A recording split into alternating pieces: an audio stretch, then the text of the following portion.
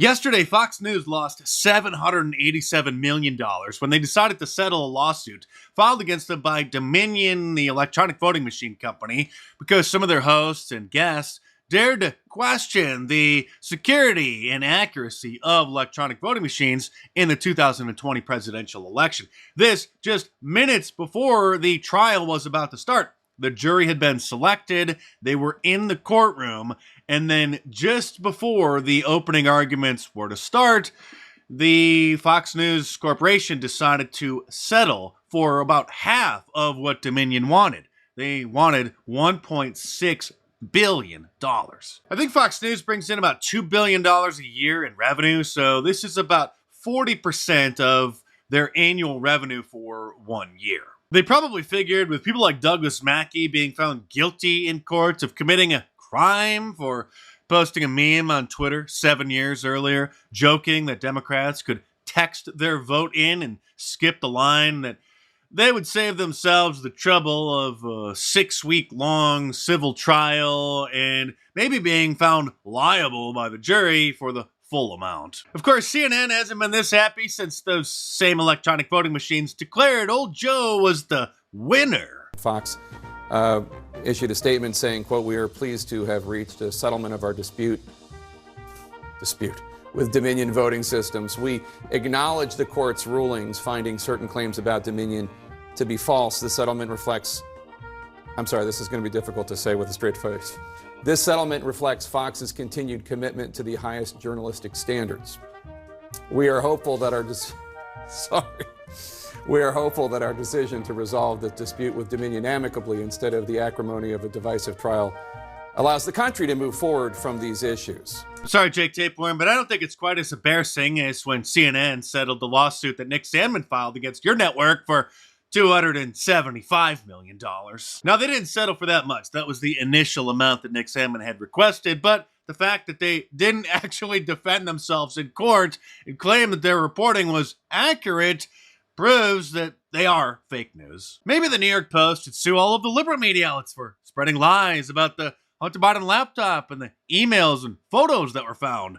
Lies like this. They may be related to a foreign intelligence operation. Foreign intelligence operation. Foreign intelligence. Foreign intelligence. Foreign intelligence operation. For all we know, these emails are made up. The information found on the laptop may be part of a Russian disinformation campaign. This montage could go on for hours, but you get the point. The crux of this case, which was being repeated by the Operation Mockingbird assets, is that Tucker Carlson and other Fox News hosts supposedly lied to their audience about what they really thought the outcome was of the 2020 presidential election, because some of their personal private text messages between each other and their producers were turned over to Dominion's lawyers as part of the discovery phase of the lawsuit. And they did doubt some of the claims that were being spread, but this is a total straw man argument because there were other claims that they didn't doubt. There were other questions that they had that didn't seem to be answered by anyone.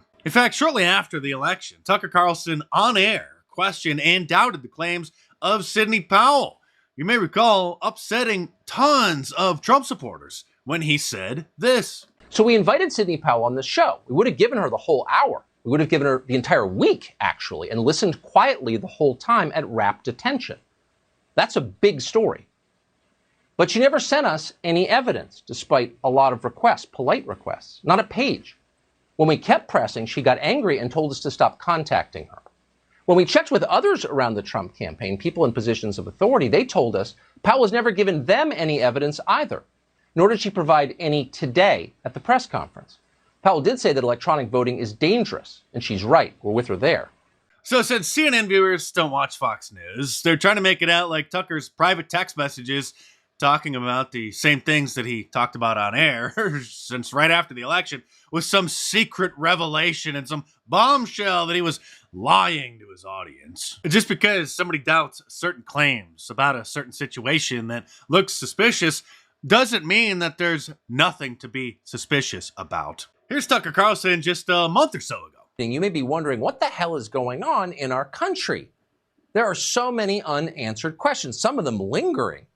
How, for example, did senile hermit Joe Biden get 15 million more votes than his former boss, rock star crowd surfer Barack Obama? Results like that would seem to defy the laws of known physics and qualify instead as a miracle. Was the 2020 election a miracle? Honestly, we don't know. We don't expect to get an answer to it tonight.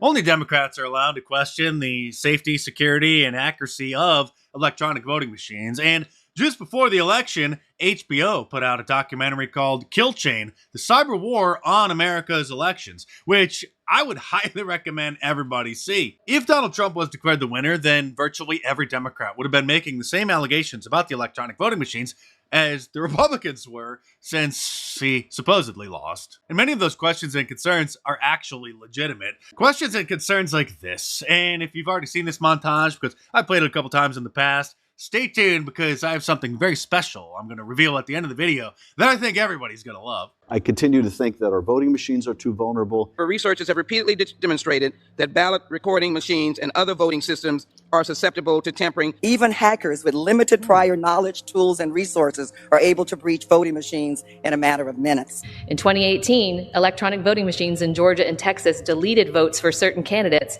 or switched votes from one candidate to another. The biggest seller of voting machines is doing something that violates Cybersecurity 101, directing that you install remote access software, which would make a machine like that, a magnet for fraudsters and hackers. These voting machines can be hacked quite easily. You could easily hack into them. It makes it seem like all these states are doing different things, but in fact, 3 companies are controlling this. Well, it looks like Dominion better start suing some of these Democrats for undermining our democracy. But as you know, only Democrats are allowed to question the outcome of the elections or question the safety, security, and accuracy of electronic voting machines. But Fox News' legal troubles aren't over yet. They're facing another lawsuit from a different electronic voting machine company, Smartmatic, for $2.7 billion.